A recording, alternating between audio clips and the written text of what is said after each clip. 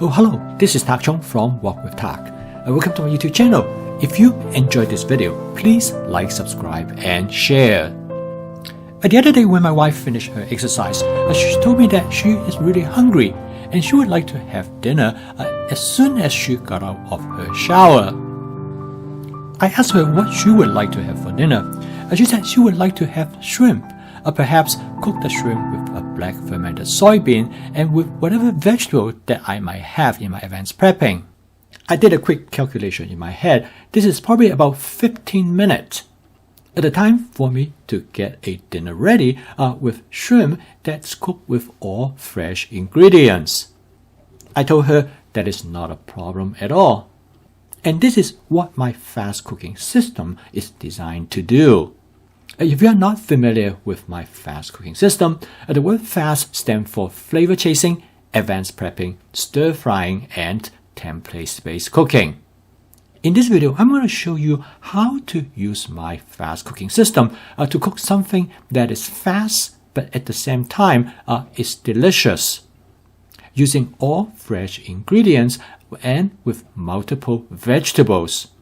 I'm going to show you using this dish how to cook a relatively complex stir-frying dish in about 5 minutes.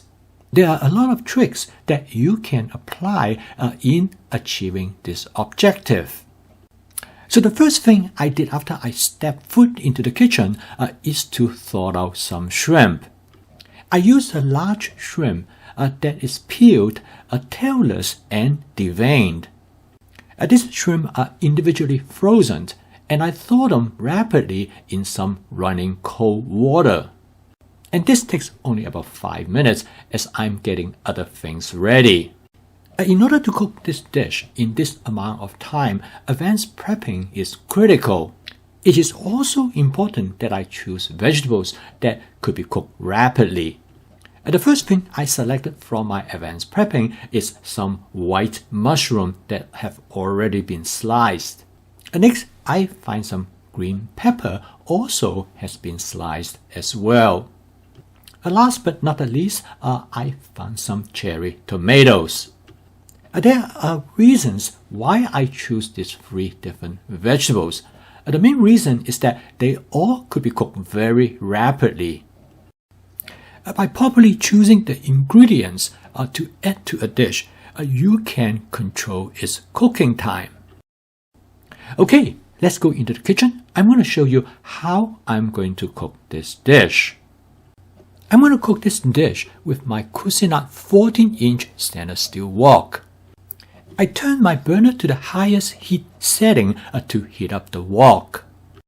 I'm going to start out with 2 tablespoons of canola oil after I have heated up the wok for about 30 seconds. If you are new to stir fry in a wok, I would like to call your attention to how I season the wok. I use a method called spot seasoning that I develop for seasoning the wok each time before the cooking session. You can click the info icon on the top right hand corner that will bring you to the link for this video. I will let the oil to heat up until it starts to smoke gently.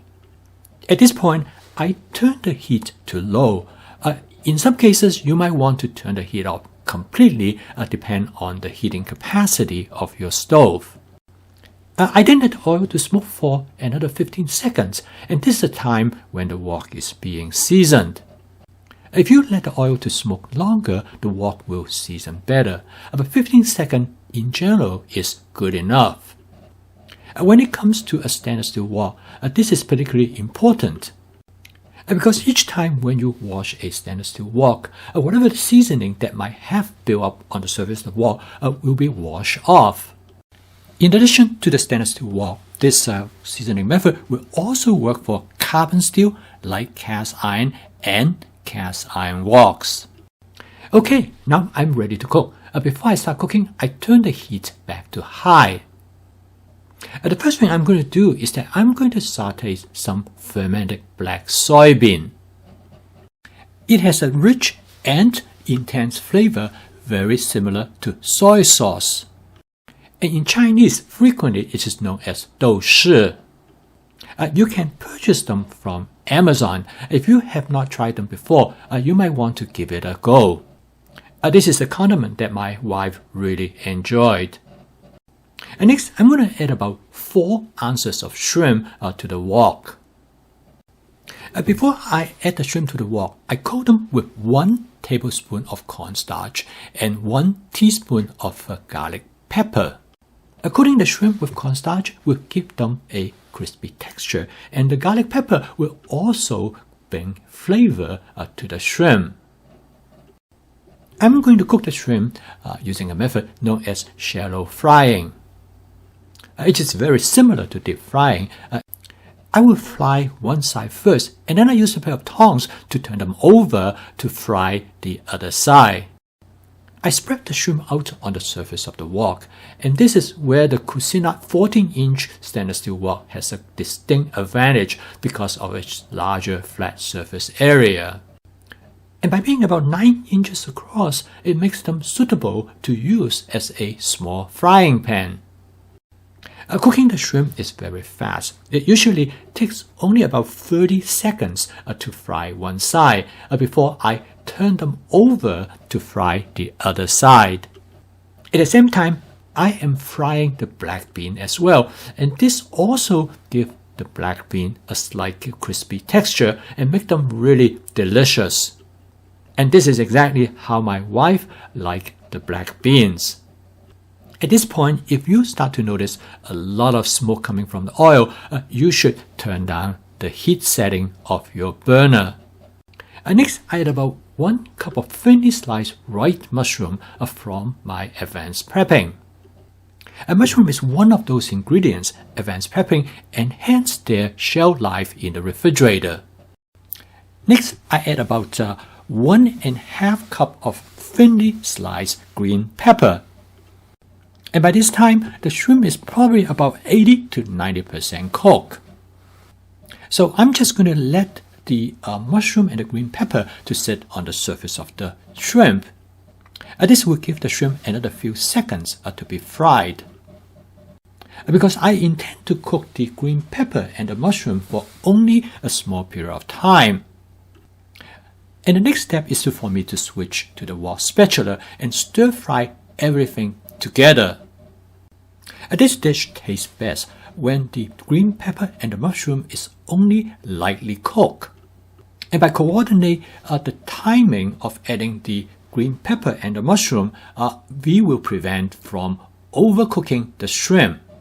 Next, I'm going to season the dish with 2 tablespoons of oyster sauce, 1 tablespoon of hoisin sauce, and this is followed by 1 tablespoon of sweet and sour sauce from a company known as Fusion. And I purchased this sauce from Aldi.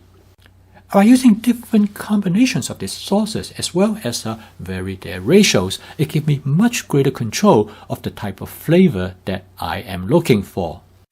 I'm going to cook the green pepper and the mushroom only for about 10 or 15 seconds because I do not want to overcook them. I like them to be crisp and retain their normal texture. Next, I add about 1 cup of cherry tomatoes. With a quick few stir, the dish is done. Again, I do not want to overcook the cherry tomato. I want them to stay fresh. So now I am done. I transfer the content of the wok to a serving plate, and the total cook time is a little bit over 5 minutes. And I cook this dish in less than 10 minutes from the time when I step foot into the kitchen.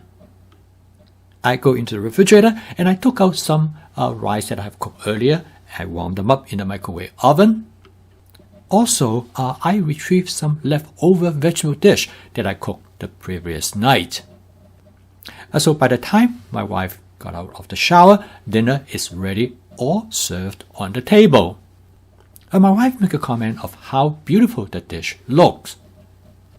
And she said she's really looking forward to enjoy the black bean with the shrimp.